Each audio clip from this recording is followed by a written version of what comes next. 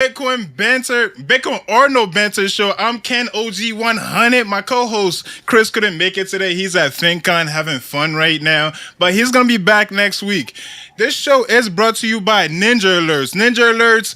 We're having our PFP drop in not too long from now. In a little over 2 weeks from now, we're gonna take our snapshot and launch our ordinals. Now, if you want a cool ordinal, the top 300 on our leaderboard gets a very cool customized ordinal. All you have to do is visit ninjaalerts.com/ordinals. That's with one A. Ninjaalerts.com/ordinals. So on this show, ladies and gentlemen, this show today we talk about ordinals, we talk about Bitcoin, things that are trending, what's going on right now, and we mix it up with a little bit of banter. I am joined here today with some super cool special guests today. On my right, I do have Paz with me. Welcome to the show. This is first time on the show. The creator of Ordinal Faces. What up, Paz? Welcome. Hold on. I have my Hold on, let me get my. I forgot to turn on my sound effects for you guys. Give me 1 second. You can hear that? We got it. We got it. There we go. There we go. He There we needs- go. Paz needs the air horns though. Got you. So we also have Witters with us today. This is our first time on this show. This is mucho air horns for you, Witters. Artist and muralist, welcome to the show. I'm really glad you joined us today. And of course, Eli Herf was here last week and is here again. Welcome. Hold on, I'll give you a round of applause. Nice round of applause for you, Eli, and an air horn, of course. Yes, Eli is the head of community growth at Gamma, and we're also joined today by Emlo. Emlo is the curator, artist, collector, and builder, previously lead at Flow Carbon. Welcome to the show, Emlo. Hold on, round of applause for you as well. Welcome. Okay, now that I've gotten that that crappy intro out of the way, how are you guys doing today? I'm doing good. I'm excited to be here. This is a dope. Live streams are always different because you get to put a face to an ad or a PFP. So yeah, I'm very excited and thank you for having me. Oh, no doubt. What about so I generally start this show by stealing Trevor's segment from NFT Now show, and that's the best idea Trevor's ever had in his entire life. The segment is called "What's Up." We pretty much go around the room, see how you guys are doing, what's going on in your world right now. So let me start with Spaz because you're right next to me. Spaz, I call you Spaz. I'm sorry. Paz, what's up? Nothing much, man. I just came back from Amsterdam trip. Went to go to the Inscribing Amsterdam event. It was awesome. But yeah, overall made me very, very bullish on Ordinals again. Now, not that it left, but it was slow a little bit. So I like to see the energy come back. It's always good to see. Oh, cool. Witters, your turn. What's up? What's going on in your world right now? Yeah, absolutely. Same. I just got back from Amsterdam and the Bitcoin conference and Inscribing Amsterdam. I came off of 2 back-to-back murals. So I'm stretched real thin. Also, one thing, inscribing very soon my ordinal collection, but at the same time, I concurrently am doing something anonymously that I'm like super excited about. It just equally as excited, but I don't know. Like I can't say like what it is or anything like that. But I'm excited. No alpha for us? You're not gonna give us alpha? No. Okay. I don't want it to ever be kind of like tied to me or have any kind of association. Not that it's like bad or anything. It's actually like super, super dope. But I'm gonna dabble in anonymity for a hot second, and because I am so like I'm incredibly doxxed in everything that I'm doing. So this is one thing that will just kind of like show up, and it'll be really nice. All right, cool. Okay, so we're gonna go around the room. Brett, Eli, Herf, what's up? Yo, what is up? Thanks for having me on again. As always, we say before the show, you know, you look dope in those blue glasses. They rock. Oh, thank you. Widows, Let me nice to- air horn nice for to- myself. Hey, Hold up. throwing some love. Trevor told me that my I thought I had my proper mic set up the other day. Trevor told me that my sound wasn't that good, so I just went the old school plug-in headphones today. You sound better. I do, which that's good. Thank you. And yeah, Widow's nice to. I've seen your face, obviously, because I've seen your photos of you doing those murals. They're incredible, by the way. I am always in awe of that sort of artwork, and then yeah, you're incredible at it. So hats off to you. Street art, yeah, big hearts. Street art, I think, is really.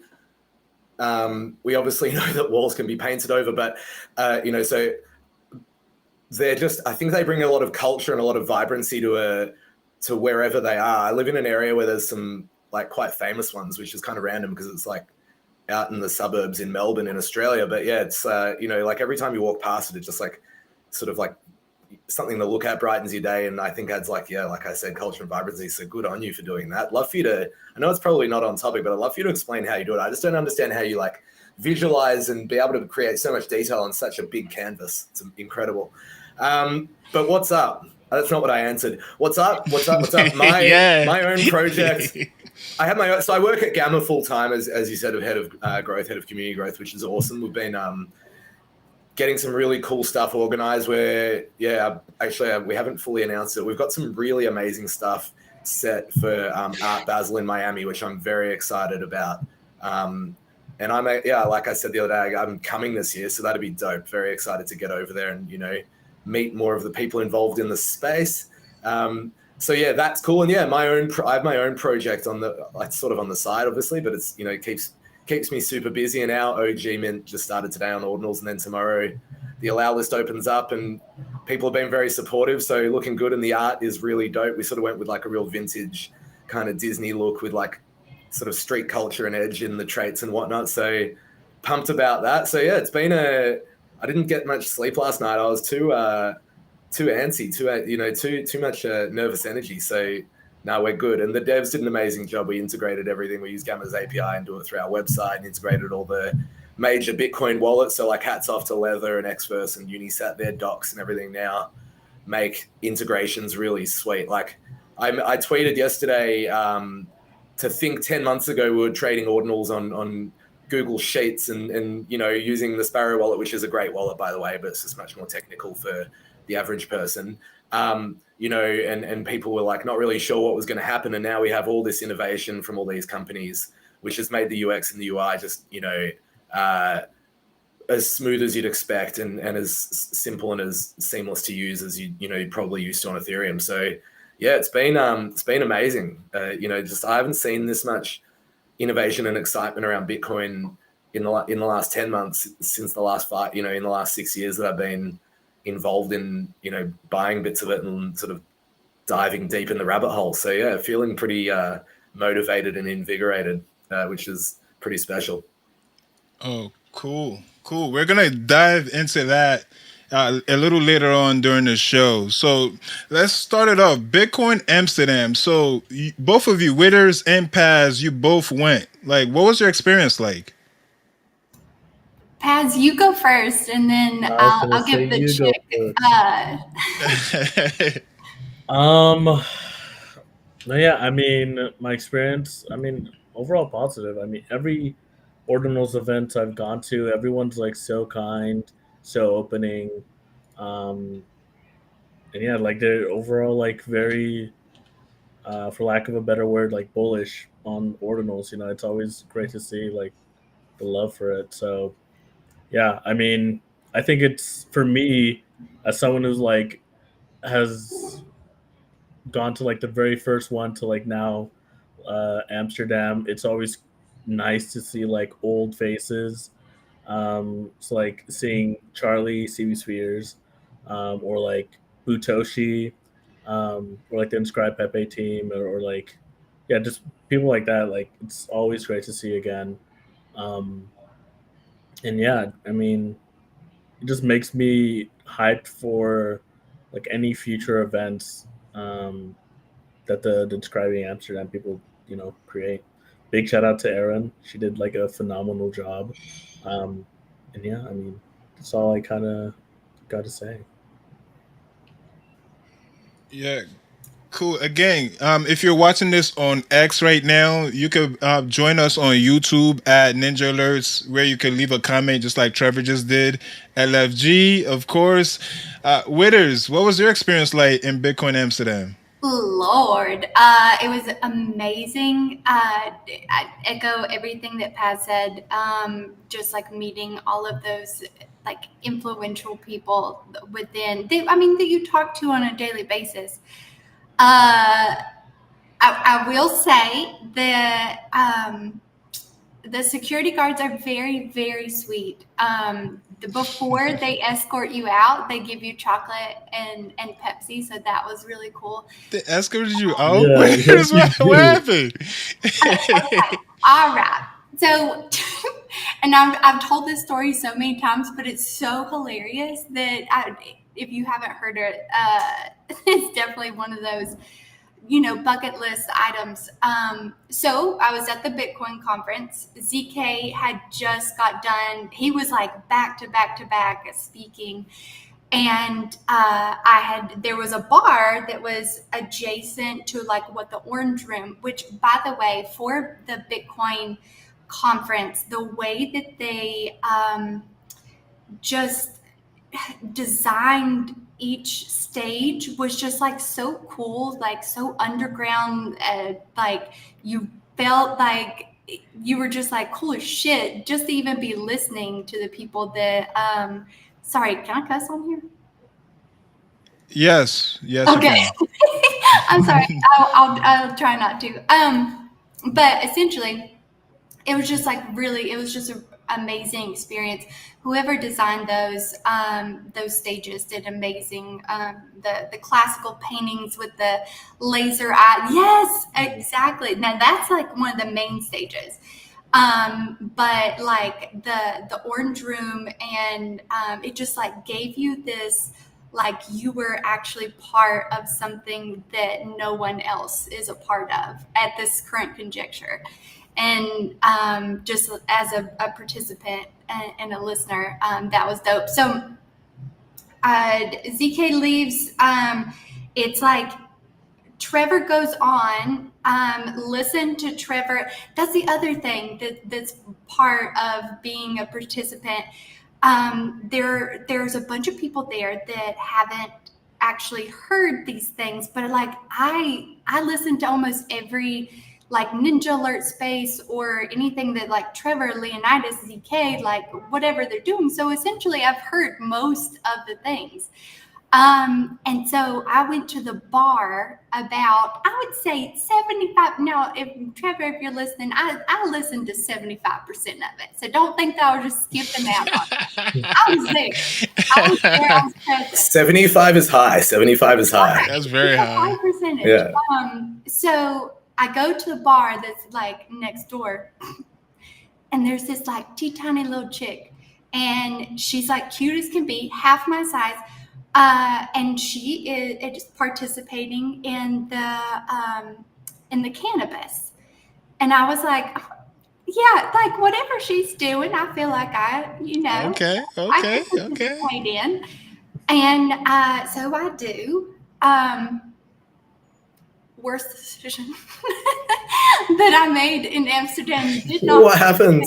What happened? Okay, I was sweating profusely. Sweating just like absolutely profusely, laughing maniacally like I was the craziest person known to man. Like it just like had a visceral reaction to my entire body. And so first the hostess came over because I just couldn't stop laughing, like tears rolling down my cheeks. Then she notified the security guards of my state, and I was then presented with banana bread. Oh, nice. Amazing, like let's go. And then the other, so that was the first security guard. The second one came over and was like, ma'am, do you care to come outside with us? And I was like, oh my gosh, I love outside, let's go, like this is amazing. Follow them outside where they feed me more chocolate and Pepsi, and they were like, you just need sugar right now. That it was like 100%. Unbeknownst to me, they are calling it a taxi. They're good. Coaxed me to the taxi with the aforementioned candy and get me like safe. They like asked me, you know, like what my address, like what my Airbnb was, and put me safely in there. And I mean, within probably like 15 minutes, I was completely like back to normal, but I felt like they were not going to take that chance. And so I just like went back into that. I checked off on 2 boxes, got too high in Amsterdam, and simultaneously got escorted out of the Bitcoin conference. So that was fun. Nicely. That was some nice security. They did it very well. Yeah. Like, how long did it take for the edible to kick in? So it was a smokable, and it was like probably the height of the maniacal laughter was probably like 15 minutes. To where I couldn't communicate from just laughing so much. Everything was so comical, even the serious situation that I was in. But I wouldn't change it for the world. It was amazing. Then like to go back the next day, polled everybody. Nobody saw me. Now that I've confessed on this live stream, I'm sure really did a detriment to my reputation, but also I'm a street artist and I really don't care. So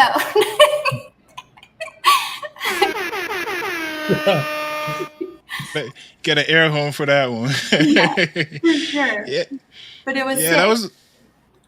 Yeah, that's a cool story. Like, oh, now I want to go to see everything I've seen so far has been basically, you know, the conference style stuff. I'm more into the what goes on after the conference. That's what seems that Amsterdam sounds real fun from listening to you. Like, I'd like to be escorted out of a conference high as hell. Right? I know. It's definitely an experience. So, Paz, did you? You're in Amsterdam. You know things are legal over there. What happened, that bro? crazy, man. Like I'd be lying if I didn't partake in like, you know, something there, but it wasn't anything crazy. So yeah. Oh, they didn't escort you out, Nah, Paz? they didn't escort me out. Ah, you know? you're not I was just living, bro. laughing maniacally. I think those days are long past me now. So yeah, I was just mainly sticking to drinking, and that was enough for me. So Okay, yeah. If it was me, if I was in Amsterdam, I'll be at every shop that they have, every restaurant they have, all of it. Sounds like a great time. I forgot about that part of Amsterdam. Have you been there? You been there, Ken? I've never been to Amsterdam. It's a cool place. So, yeah, I'd They like to go. They have a lot of like weed shops and mushroom shops. It's a lot. Like every corner. Yeah. It's like Yeah, it must be nice to to get super high and laugh. It's been a long time since that happened to me. I remember the first time I really got into edibles, I didn't know. because I made my own. It was bad. It was real bad. Like I put all the greens in there. I just kept put. I was in college, so I had access. So I put a whole bunch of stuff in there. I didn't. It wasn't from the butter or nothing. So after it was done, it didn't taste good. But at the end of the day, it was still cookies, and I wasn't feeling the effect. So I just kept eating it. Like it's not working. It's not working. It's not working. I ate the whole tray. Dang. Boy, I started Ken, flying. my man, dude, you you got to be patient. What are you doing? Yeah, I mean, it's my first time. No, I didn't know. I didn't know. It's a delayed effect. So yeah, I was flying. Like I thought I was literally like in the air. Must be nice. That is amazing. And also, like you brought up the mushies. So at the like I don't want to make this direct correlation. So let me restart. So at the OMB party, there is like floor to ceiling just art that are like OMB bandits, like just like on the walls at such like a massive scale, which I of course am obsessed with. But also within that venue, there were like little, not little, they were huge rooms. And far from the Taproot Wizards had an installation in this one room that had just like floor to ceiling mirrors, and the art was actually on the ceiling. And so when you went in, if you had been participating in the mushrooms, the most beautiful and wonderful experience that you could possibly imagine. And it just like you lost your perception of reality and like space and time, just because they're like the Far's art was just amazing. And then Was it his AI stuff? The stuff that was all Yeah. like swirly? Yeah, that's cool stuff. Yeah. Far's incredible. He's so incredible. Met him, the most gem of a human that you could possibly ever imagine. So it was just like the OMB party and the Magic Eden party was like very art focused, which I loved, and just like fully immersive, just like really made you feel like you were a part of something that was much bigger than you. I don't know if it was like the grand scale of the art on the walls, or something else, but that's what that felt like. And then, Something else. so then there was like Taproots and OCM. Both of those parties were very intimate. There was like a whale dinner. Everything else was like very intimate and very very, I don't know how to explain it. It was just it was a very wild experience. And I think the next Bitcoin conference is in Nashville for 2024, and if you have not participated in one, I definitely recommend it. It was amazing. Okay, yeah, you make it sound fun, because the only things that comes out is a bunch of guys on conference talking about provenance and provenance this, and I'm like, I could just watch that on YouTube or something. But I didn't know there was these parties was like that. Yeah. That sounds super fun. I love to partake in those things. That's what I liked about NFT parties and stuff, like the one in Miami, Brett, Eli. It's like the after parties is where it's at. It's like the projects throw great parties. That's where you need to be. It's not generally the conferences, because generally the people speaking. It's the networking later. It's the networking's like the people are always the alpha. The conferences can be good, like you can learn, but then it's afterwards for sure. Yeah, I agree. I remember when I was in Miami for Bitcoin Miami, I went to the conference like maybe like twice, and it was for like very short time periods. Most of my time was just like at events or like outside things. So yeah, I mean, hopefully it's Art Basel, or Art Basel is going to be something similar, so it should Yeah, be I've fun. actually gone to all the art basels from since 2021, I think. Mm. I went 21, 22. I might go this year, but I'm not 100% sure. So it should be fun. Miami is always it's Miami, you know. The nightlife in Miami is pretty dope. Okay, so No, we're gonna get. elaborate further, Ken. What what Oh, is you want me to Miami? elaborate? Miami is Miami. Yeah, Uh, I'm oh, curious. oh, No, how maybe you curious shouldn't. are you for real? We'll chat after the show. We'll chat after the show. I want to know before we go on. Can Witters quickly tell us like how on earth she does incredible murals? Mural artists are amazing, and Witters is like amazing at it. Pardon my use of Thank you. amazing twice Yeah, in no, like the it's same just like a sentence. real quick explanation. Like a lot of experience. Yeah. Did you do it? Were you like into it? Were you into it as when you were younger? Were you like, I want to, like, were you inspired by street art or like what, like, how did it start? Yeah, absolutely. It started. I've been painting since I was in first grade, like literally Yeah. nonstop. So if I sucked at it, we would have a problem. Like it Yeah. would be legitimately like you should probably throw in the towel.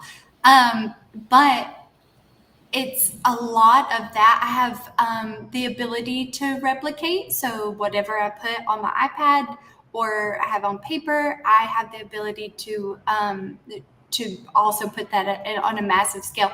There's also this like really weird thing in my brain, and I kind of have to tailor images for certain, I guess, sizes, but my brain sees an image and like the connection that to my hand makes it like at least 5 to 10 times bigger than what that reference image looks like. And it's always been like that. So all of my canvases are very large. And so naturally, my eyes aren't getting better. I'm getting older. You need a bigger canvas, and the Yeah. best way to do that is on a wall for sure. Yeah. It's amazing. It's incredible. Hats off to you. I think you You're did a at a very, yeah. gallery right now, right? This is my gallery. This is your gallery? Mhm. Oh, nice. Can you show us some artwork?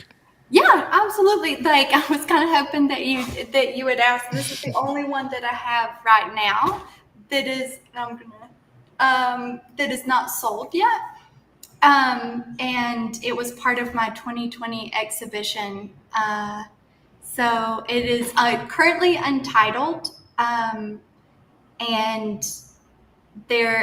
I just don't feel like I have the ability to give it a name because it is the first female um, like representation of, because okay, let me just give you the skinny real quick. Where I live, everybody sounds like me, they look like me, they like all of the things, and I the diversity is just not here. And so this is my first painting of a Black woman, and I didn't feel like I had the need or right to give it a title because I am white. And it had multiple different just if anything, if I'm painting anything on canvas, I'm working through something. And just with Web3 too, and I think is why I'm so addicted to Web3, is like I have access to everyone from everywhere, where that is not the case here. And it's like super backwoods, and so this was like my homage to just like a female Black person that Culture? is unstoppable because she's a waterfall. And there's like a lot of like little touches and things that I could only represent like words, or I mean there's no representation for that. And so it was much easier to paint that. Nice. I like it. It looks great. Yeah. What I love what that. inspires you The to color palette, like the monochrome is like Perfect. Super sick. It's so massive. Okay, here, hold on. I wore this dress for just this very reason. No, I'm usually very dolled up. Like just the scale of it is, it comes, halfway. There we go. It's tied right here. Oh man, Yes, but it's a waterfall. it was super That is Pretty. incredible. And the light coming through the trees looks so realistic too. right. I know. Yeah. How do you Yeah, do I that? like that. I know that that's not an easy question to answer, but like when you're creating that, what do you see, or what are you doing with your hand and your brain in that moment? Yeah. It takes a very long time, right? For me to do something that detailed. And so I have a lot of time to think about something. So I'll come up with something in my head that is like, okay, this is something that either you or just the subject matter needs to be worked through. And then I just like take it from there, using like a multitude of different reference images and just like kind of like a collage of different stuff. And so I have a lot of time to think.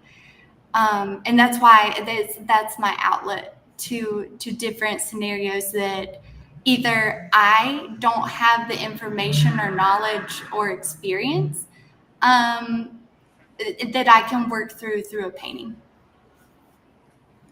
What's your since art is your outlet? Have you ever? What's your most chaotic artwork you've ever made?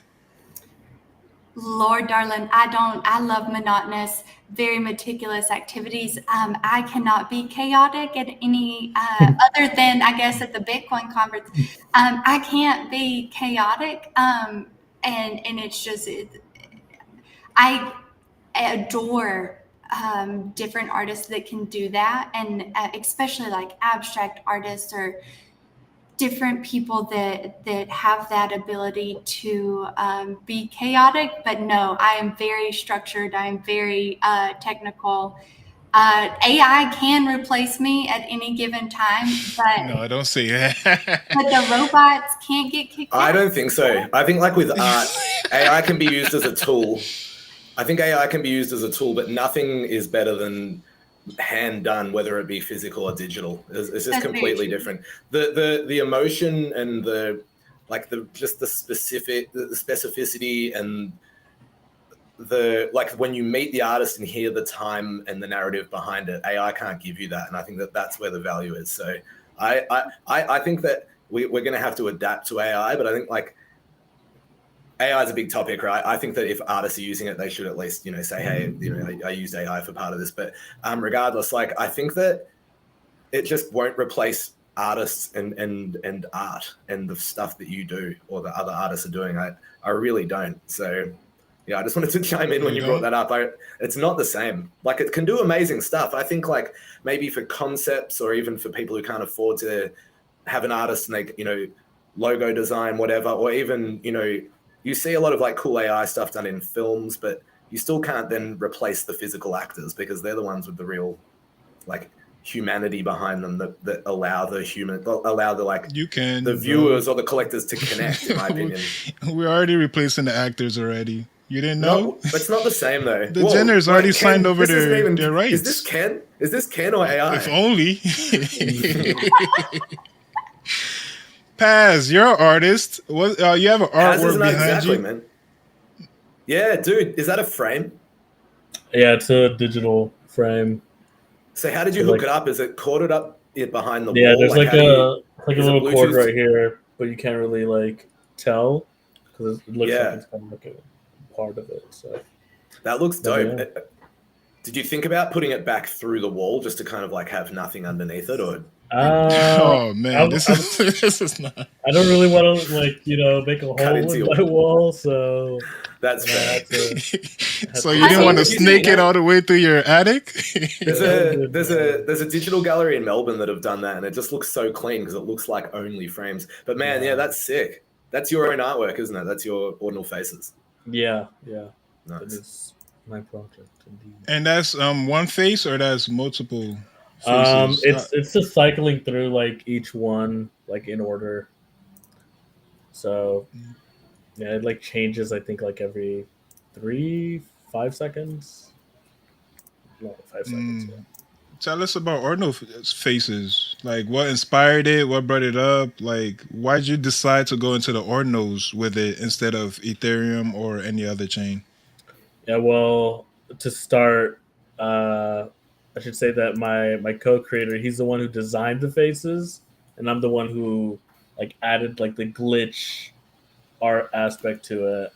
But pretty much like we never really have planned to do anything like I don't know. We never really like I don't know planned to make art on crypto until like Ordinals came out, and I just thought like this is like kind of like a once in a lifetime thing, or like once in a few life or yeah, just a rare opportunity to like be so early to something and like be able to create art that will just last long after we're both gone. So I kind of like as I was like setting up my node, and just like downloading like the whole Bitcoin blockchain, I was like sending The voice core? messages. Yeah. As I was doing that, I was just sending him like voice messages, like, "Hey man, like, there's this thing that's happening. I think could be something cool." And I'm like explaining to him like how everything works, and yeah, I pretty much told him that like I had an idea and that like it would be cool if he could like join me on it. So the faces are based off of a character that he designed. I want to say like about a year or two ago. Um, it's like similarish like style, like kind of like grungy punk style, like pixel art face design. Um, and yeah, I mean we kind of went with this design because one, I kind of wanted to separate myself, or like we both wanted to separate ourselves from like um, what is typically created, I guess, which is like um, very like on point, generative kind of like PFP art, Yes. um, and also like on in another sense, like the GIF aspect, like why I chose to animate it is like another thing, like to set us apart, and it's also like my way of like contributing to the art. So yeah, I mean, created How it, inscribed it, and when what blocks, what inscription numbers did you decide um to hop in? well, I saw it. I saw Ordinals when it was like I want to say either right after 1K hit, like a little bit after 1K hit. Oh man. But because like I was setting up my stuff, we didn't get in until let me see the first one until 2874. So Yes. So 2800. yeah, 2800. Nice. That's super. That's under 10K. Yeah, that is under 5K in total. Like our last one is like inscribed on 4200, I think, or around 4200. So yeah, it was like a crazy journey, like just trying to get them all inscribed because nobody knew like how it worked or like how to make it like faster or anything. So it was a very like fun race, pretty much. So, in your opinion, does inscription numbers mean anything for anybody who didn't make it under 10K? Um, I mean, it depends on what people like. I don't know. Depends on the person. I personally don't value like inscription number above 100K. That's just me, right? Okay, okay. But like, I don't know. Some people they Ooh, might not. edgy. I think, Well, but I think Paz. I think the except for thing. like, well, okay. Let me re clarify. I reckon. Because otherwise, feel there's like- no point. No. Because I'm here to that jam makes you it up, sound Paz. That's that my makes it job. sound like that makes it sound like I don't value anything post that. I do value stuff post it, but like in terms of like just value on the numbers alone, like yeah, I feel like after 100K, like the number doesn't necessarily like mean much. I guess is that. Hopefully that clarifies it better, but yeah. Yeah, that does. Yeah, that makes clarify. sense because I think that definitely makes sense. Whether people believe in, so I think like then you're saying like pretty much post that, then the number is kind of like irrelevant, that they're all equal. Yeah. So then it comes down to the quality. That makes sense. Yeah, Whereas like makes sense. inside top 100K, like okay, well it was an early one, because it does get to a point like now where the number is irrelevant. Now it comes down to the quality of the project or the quality of the creator and the artwork. Yeah. And obviously when they intermesh, and I agree, because I think like, if Witters came and put something on Ordinals, then it could and would still be valuable because it would be quality art, but the number is then not relevant. Yeah, Exactly, that makes sense. I think that's like a good way to delineate it. And For two, sure. like Casey kind of just went ahead and did a social experiment whenever he said that the inscription numbers would be reassigned, and then just to come back and say JK, and then we all went through that debate. I honestly feel like I resonate with Paz in that regard, that like under 100K definitely and will forever have value just for that actual fact, especially with the more people come and inscribe. But I think attributes are probably, or like the sats that you're putting them on, whether you make meaning themselves for yourself, and maybe someone will share that same sentiment, or it's like a super sexy sat that like block nines or pizzas, or like there's a completely different way of thinking that is more, I guess, inclusive, that has meaning. And as artists, that's like the most important thing. So like our canvas doesn't matter how much it costs, doesn't matter what it is, it doesn't matter like the materials that you're using to create that piece. The meaning is what makes it valuable to an artist, and more than likely to a collector. And so if you can find meaning in why you're doing something on Bitcoin, that's the biggest thing for me. Just to give my little 2 cents. Yeah, I agree. I think it's well said, because I think that like attributes are really cool and they can provide a really unique canvas for the artwork. But if they're not related to the artwork, just having it on that particular sat then doesn't make sense. So I think that like it needs to, in my opinion at least, I think that it needs to actually add a layer or add a narrative to the piece.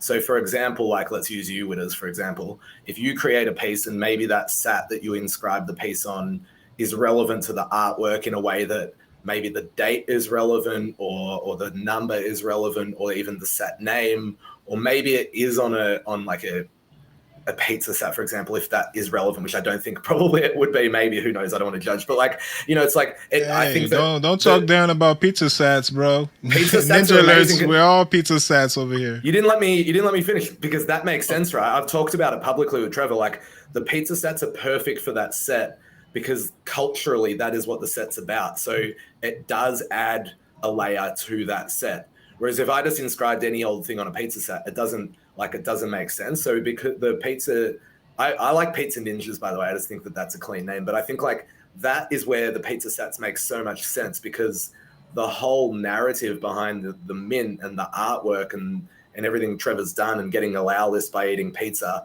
like he's created this story around what they're going to be inscribed on. So that's where they make sense. And I think like that's like a key takeaway. Yeah, I will say kind of like a contrarian take. I like contrarian takes, man. Yes, like- yes. Turn up the heat. Okay. Chill. I feel like it doesn't add like too much value. I feel like they're more like a cutesy like little like thing. I don't know how to describe it, but the only way where like it could like really like push a narrative forward is like something like what ZK did, like him being like the first one to like inscribe on these sets, and like the story behind it like pretty much matching very well with like what OMB is. Can But you I feel give like us a quick background on what ZK did for those that don't specifically know what he did? yeah, so he worked with another artist No, called so Knowledge, or if you him and want, Nolish were able to locate those sats, and then his artist is Tony. His initial collection was ZMB, and then he also had a multitude of different like one of ones on exchange art that ZK was a collector of, and so he employed him as the artist for OMB. Okay, cool. Thank you for yes. that. So yeah, I think. Oh yeah, but I was gonna add on. But if you see like projects like now, like trying to do like Block 78, like if you see them try to like inscribe on Block 78 or Block 9 sats, it doesn't like hit the same, I guess. But maybe for some people it does. It's also like perspective, and everyone's different. But like, I think for the most part, majority of people could probably agree on the fact that like after like the first one or the first few projects that did Block 78 or Block 9 Sats, it just doesn't seem the same or like add the same value. There we go. Yeah, I think it's a unique take. I think yeah, they can be overused, and people do need to remember that like some of those sats, they're exotic. I like the word exotic, but they're not rare. Like there are lots of them. Obviously, like in the grand scheme of Bitcoin, they're rare, but there are lots of them in comparison to whatever. So, but I think like for example, I know that Sanj at Femojis, and Femojis is a very cool project, and Swayze Digital is a super cool artist there. And I know for their next set that they did recursively, I'm pretty sure they used some block nines just for some of them, and they've done some like very specific homages to like Hal Finney and various sort of like obviously Satoshi, which we don't know who they are, but I think if you can use it effectively, but you can then overuse it. It's like anything. I think if you're intentional and you can create the narrative behind it, it works. But if you're just like, hey, we've got this set and it's on block 78, it's a little bit like, why? So I think like it's marketing, right? It's always the story behind something. It's always there's like when Apple create products, they sell you a story. They don't sell you the product. That's why we all, for example. So it's I haven't studied it, but that's just like marketing 101 really. Like it's Trevor, for example, has killed it. He's set up like when you think pizza sats, you think Ninja Alerts now. You don't really think about any other project that may have even used them or might even be using them. So it's powerful stuff. We should call it Ninja Sats. Ninja sats. Yeah, ninja sats. That would be good. That would be really good marketing for sure. Yeah. And two, like my outside of marketing, like if you're a collector, what's important to you? Like if you're in these marketplaces have made it, especially like Magic Eden, have made it so easy to filter just by sat. So like if that's something that is important to you or resonates with you, like let's say that like you bought in at Bitcoin at like $400, like you just want these like historical aspects of art on Bitcoin, and you're dabbling in ordinal theory, like I think that's cool. Like, and you can just pick and choose. Like, not all of the people that are just entering ordinals or art on Bitcoin are on Twitter. Like, they're not on, like they stumble across Magic Eden or a different marketplace, and um, they have the ability to explore that in a multitude of ways.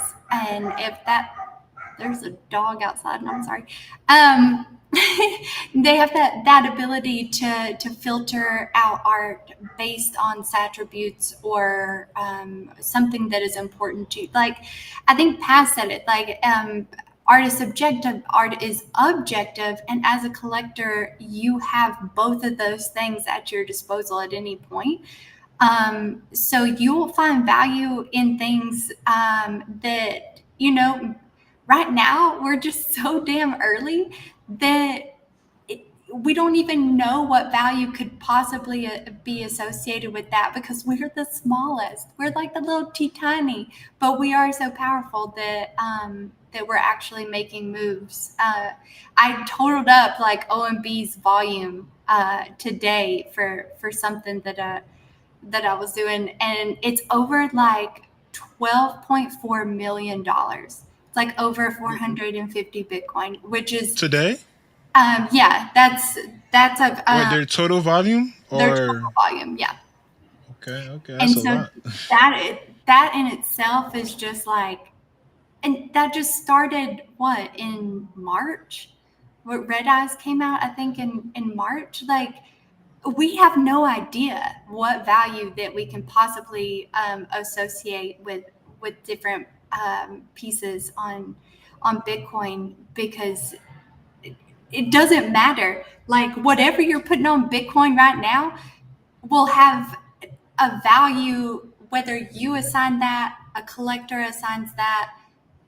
You need a buyer, and what they value is like a reflective in volume and the valuation of whatever you're putting on Bitcoin. So, or hell, you could just put on a ledger, put it in the ground, and that's probably worth a hell of a whole lot more because nobody can buy it. You know, like there's different ways that you can do it. So, yeah, that's my I take. do. I have a question for Paz and Withers. Like, how do you think we could onboard like major artists into the Bitcoin ecosystem? I Ethereum think Well, did that successfully. do you Bitcoin mean needs to do that. like who have like from externally from outside of the Um, space? Because there's already outside of some. Bitcoin, maybe. So I They already remember when have. I was like, I'm doing something anonymous. I can't answer this question, but Ah, okay. yeah, I have a plan. But okay, the grander plan that is like the Super Docs Witters version is just to give me a booth at an airport. Would probably be your best bet because I love talking to people and I can talk about ordinals like literally all day. And I think that's how we can push the space forward. I'll just go to different, airports throughout the country, and that's The all. Winners Tour. The Winners Tour. yeah. The Winners Tour. The onboarding tour. And I'll, vandalize any building with some sort of Bitcoin art while I'm there. So it'll be the tour of the century. So I'll let Paz. I'll pass it over to Paz on that one.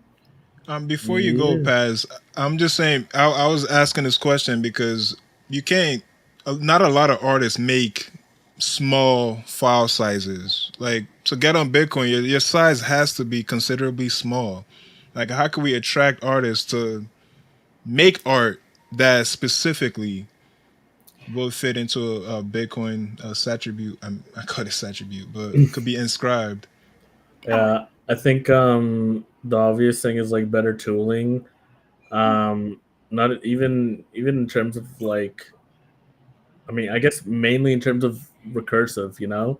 Since if we want to speak about like the file size issues, um, because I think I don't know. You could interrupt me if I'm wrong, but I think the only way to like even do recursive inscriptions right now is to like have some kind of like coding knowledge, right?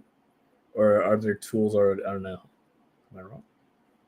No, there's tools out there now like Oh, okay. Well, no. Recursive Builder and Generator, and there's a few others. Oh yeah. And also, like From- I we saw help Sanj. at Gamma, we help creators who want to do it as well. So we can, anyone who needs any help with recursive stuff or Yeah. any of that generative code, Yeah. like that's part of what we do as a platform now that we're really establishing ourselves in Yeah. art. But yeah, it's. And I agree though. There's still like lots of work to go in terms of getting more artists across, but they're slowly coming. You'd be surprised. Like there's some, like I've had some pretty interesting, DMs with people, and you just have to look at the Gamma Prints page and to see some of the creators that we have on there that were maybe already around, but then some that have come across from other ecosystems. And like art is for Bitcoin, and art is already on Bitcoin. And I think, that it's only going to take for example, like Xsulo did something and they're huge. So, I think that it's not going to take. What'd you say? I didn't hear that. I'm sorry. Xsulo, that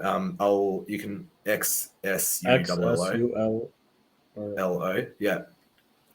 Chemical X is probably one of the biggest artists that's on Bitcoin that no one knows about, because he's like way, way, way bigger IRL. Like he's like mates with Banksy like level.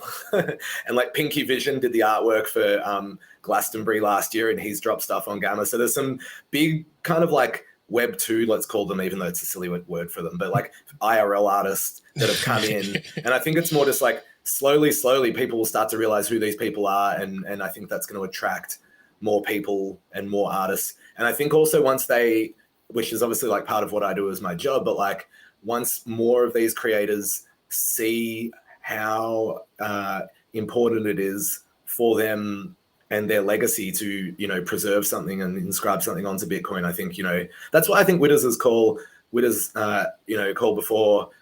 Like it's a classic crypto cliche, but it's true. Like this is early. Ordinals is only 10 months old. So it's pretty exciting to even see who's already, come and done stuff. Like Jack Butcher did Jack Butcher's huge, and he has some pretty early stuff as well. And I know that he's sitting on a bunch of stuff. So, there's some pretty wild things, I think, happening. I think people are just waiting for kind of now where the ecosystem has developed to a point, and it will obviously keep developing, but I think they're waiting for it to develop to a point where they felt comfortable to come in, and there's the tooling and the platforms and the innovation to actually get their stuff onto Bitcoin and it not be, stressful for them. Yeah, even like, I think there still could be ways to like make tooling easier than it is now. Yeah, but I was gonna say another thing that is important that kind of leads into what you were saying is like awareness. I think there's still somewhat like a lack of awareness among like people that are outside of I guess the Ordinals scope. Like I remember I met Beeple at the Korea blockchain week. I don't know, like the NFT Now party that was happening there. And I was talking to him about Ordinals, and he had like no idea at the fact that the process to like inscribe is almost like click and drag, or it is click and drag now, where you could just like click and drag a file and it'll just inscribe it for you, right? So yeah, that's to kind of tie in that. I think education is like an important thing to kind of like help make people aware of like what's available. I do think people now knows, because I don't know, there's like rumors about like him like, potentially doing a project or something. So I they're not heard project that as well. release, but yeah, maybe Eli knows something. You know? Do you know what he did do though? Risa Ang? Yeah. She does that gorgeous Chromatica Ordinals, and she's also, dropped some stuff on Gamma. She met him at where was that? Where was like a couple of weeks ago those photos with him? What event was that?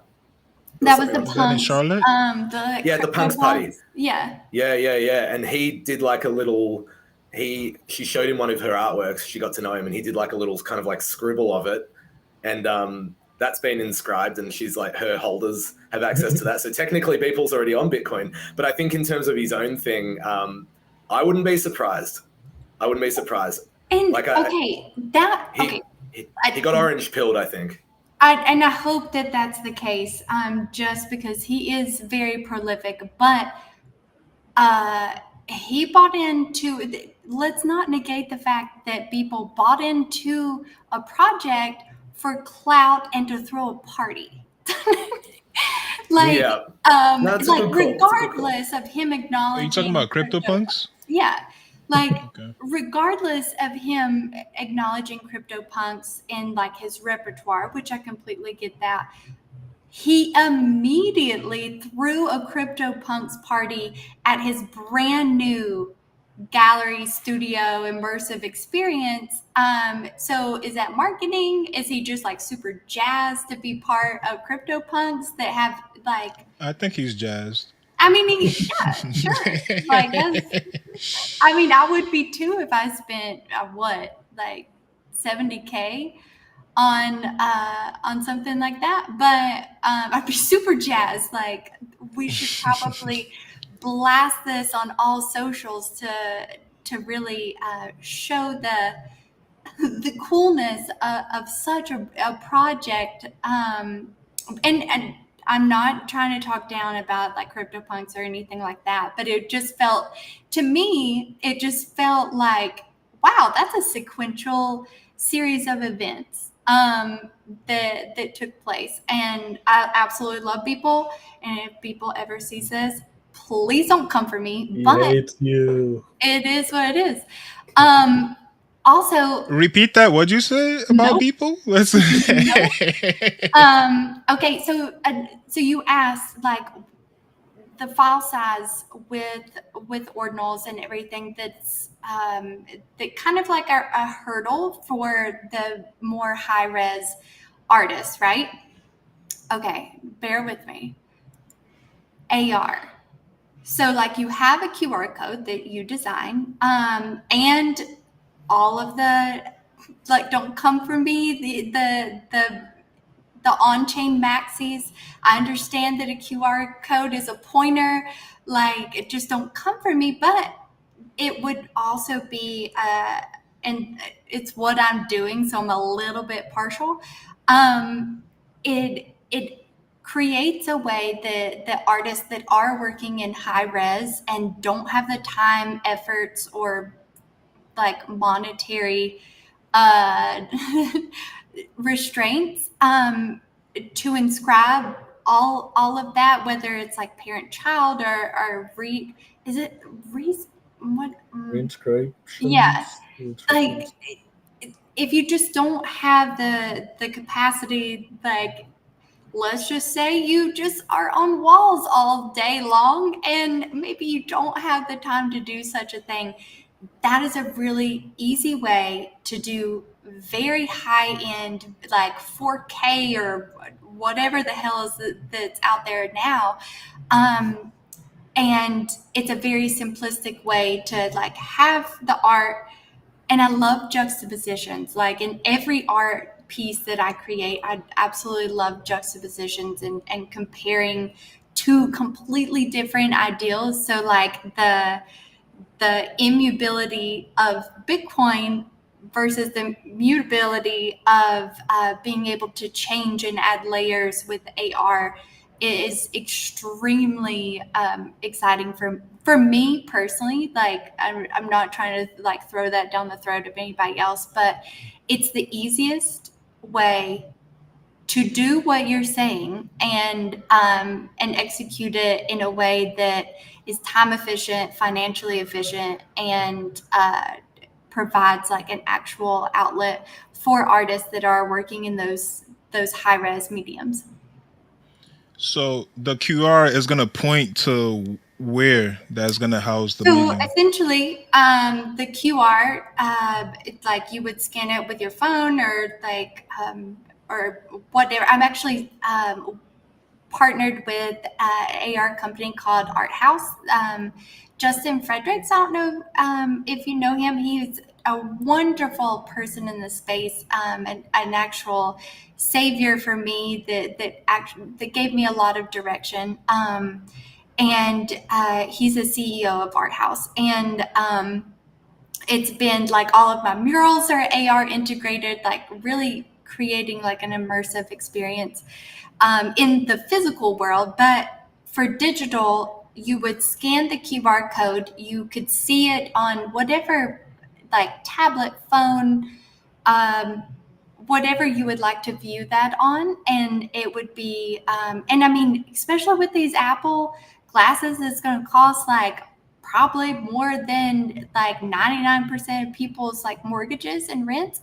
Those glasses, like you can just throw those on and you can just like browse the entire collection and be fully immersed in that 4K experience that a lot of artists really harp on and is important to them in order to showcase their art. Okay, cool. So we are running out of time. I just want to go through a quick fire question for all of you. You got to answer in 60 seconds or less. BRC20 versus rooms.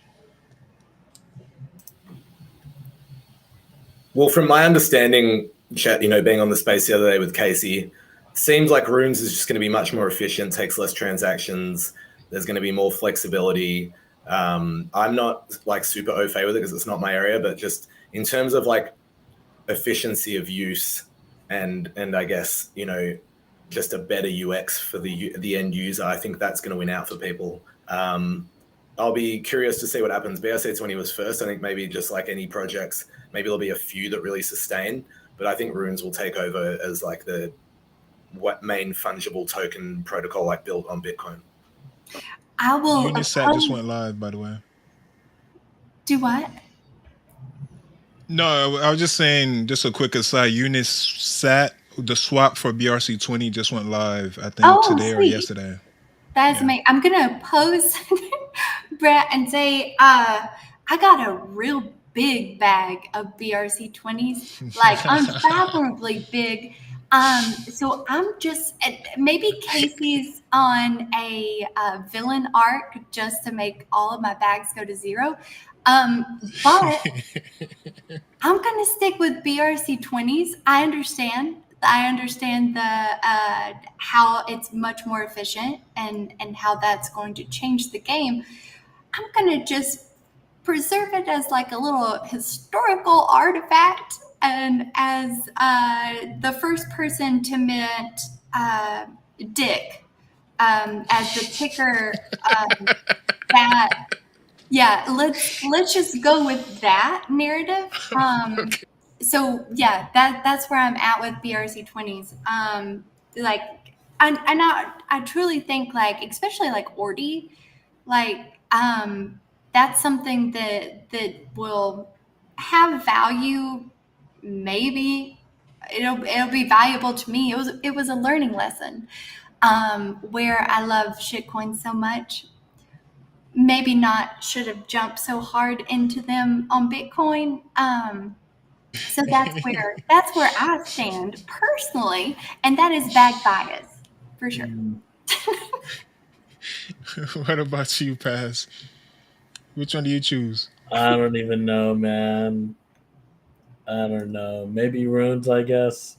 BRC20 seems kind of dead, Had its light. Dang, you gonna say that in front of Witters? I mean, hey, I actually wonder what is like daily volume looking like now for BRC20.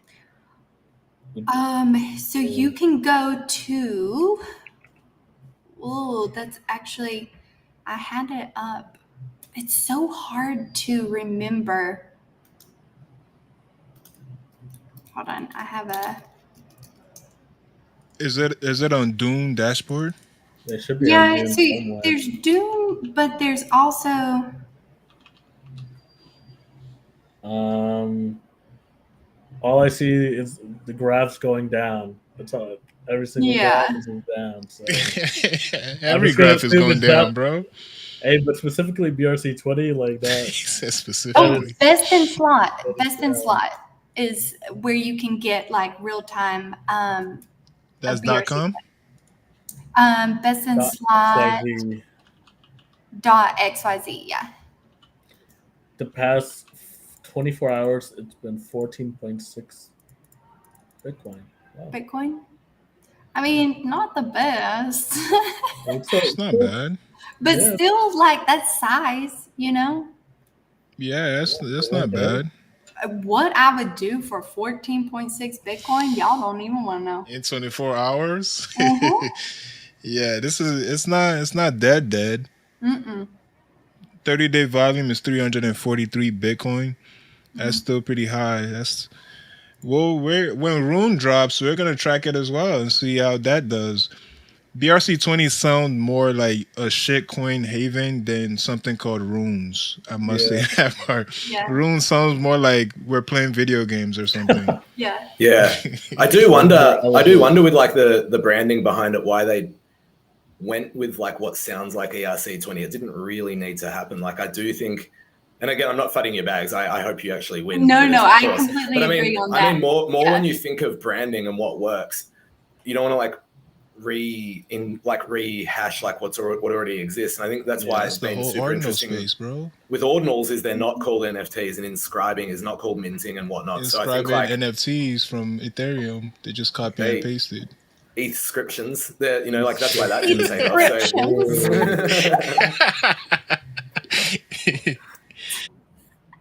So So I think, so as BRC20 Rune, is that the yeah. consensus?